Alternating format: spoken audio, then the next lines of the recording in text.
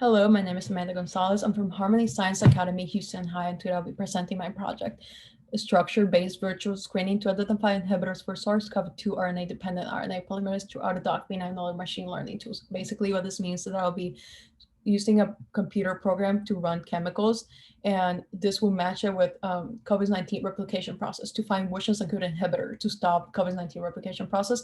If it stops this replication process, then it stops from spreading throughout the body. COVID-19 replication process is RDRP, RNA-dependent RNA polymerase. First, I'll introduce COVID-19 and RDRP, then my problem question and hypothesis, then my research plan that includes materials and methods, then last I will show my results and conclusions. So coronavirus disease, an infectious disease that caused the current pandemic we're going through. It initially started in China, but it has spread through hundreds of countries and has caused millions of deaths. It's actually a acute respiratory distress syndrome. It targets our respiratory system or lungs, and it causes respiratory failure, therefore causing death. So coronavirus is actually a group of viruses that are known by their positive single-stranded RNA genome. So coronavirus 2019 is part of this family, this group. Its actual name is SARS-CoV-2, but we call it COVID-19. The disease name is COVID-19. It's a very long virus. Its RNA viral genome is ranging from 26 to 32 kb. So it's equipped with everything it needs. It has 11 protein coding genes, and it has 12 expressed protein, and it's 38% of GC's content. So it's very equipped to have everything it needs, but we're going to target NSP12 right here. Even though it has these other things like spike proteins to help survive, NSP12 is RNA-dependent RNA polymerase, so I'll be calling it NSP12. NSP12 is also known as 6M71 in the protein bank database. That's how you can find it. That's their code. NSP12 contains chain A, B, C, and D in structure. These chains are part of what makes it up, but we're going to target chain A.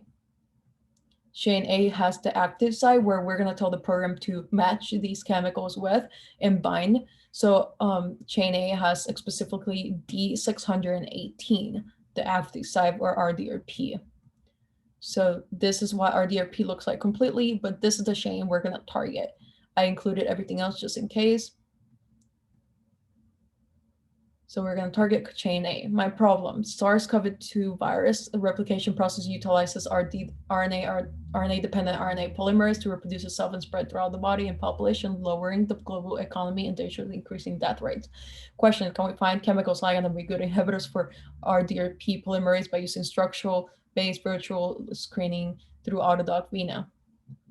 My hypothesis, we will find one chemical ligand that will be good enough inhibitor for COVID-19's RDRP by using structure-based virtual screening. We'll find one, but we actually find more.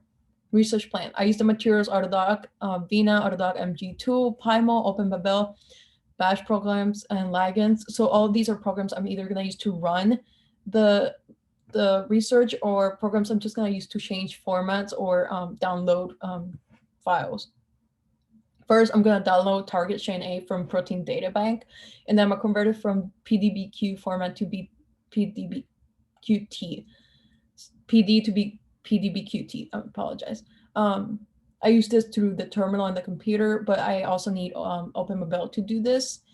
So I delete, in AutoDoc-V9, I deleted water, added polar hydrogen, and colon charge for the program to be able to run it. This is AutoDoc tools. That's how we look at it and download it. And then after this, we use the terminal to change it through OpenBabel. It's very confusing. And then I also have a file with my grid site. These are coordinations of the active site to tell the program where to specifically bind. Then I downloaded all my ligands. I put them in the same folder and file that I did with my chain A and named them all in the beginning with an L so the program can identify them. I converted the ligands from SDF to PDBQT also using my my terminal, and it will look like this in the terminal. It has specific instructions.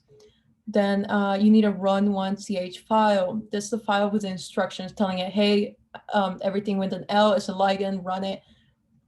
Then I have a Vina file with the properties of the program. And this is all we need, right? The receptor, the ligand, the run1ch file, and the properties of the program. to run, you open the terminal once again, and then you type cd, you drag your folder, and type bash run 1ch, and it would run all the chemicals at the same time, finding their properties and binding energy. So I divided mine into antiviral drugs, antiviral terpenes, and antiviral against other diseases, and specifically HIV, right? So I divided these because it's that's how I base mine. I choose the specific compounds because one, HIV has an RNA dependent that is similar to SARS-CoV-2, and antiviral drugs and terpenes are known to be have an effect on viruses in general. So the program is going to run it with these folders that we give it, and it's going to tell you this is the binding energy of certain like chemicals, each of the compounds. We will use anything that's lower than -8 will be good enough for us, will be a good candidate to inhibit. So anything below a binding energy of -8 is good. So basically a low binding energy means that it can bind easily. It doesn't require as much energy to bind with the chain A and inhibit it. So my results, I ran all of these. My first folder was antiviral drugs with all of these chemicals and compounds. I had really good results, -10, which is really low. That means it's a really good candidate to inhibit COVID-19 RNA-dependent RNA polymerase. I had 2, Symprevir and Previr. I apologize, I don't know how to spell it. And then I had glycerin, which was -11.1. This is really good. This is a really good candidate. And last, I had levetiracetam,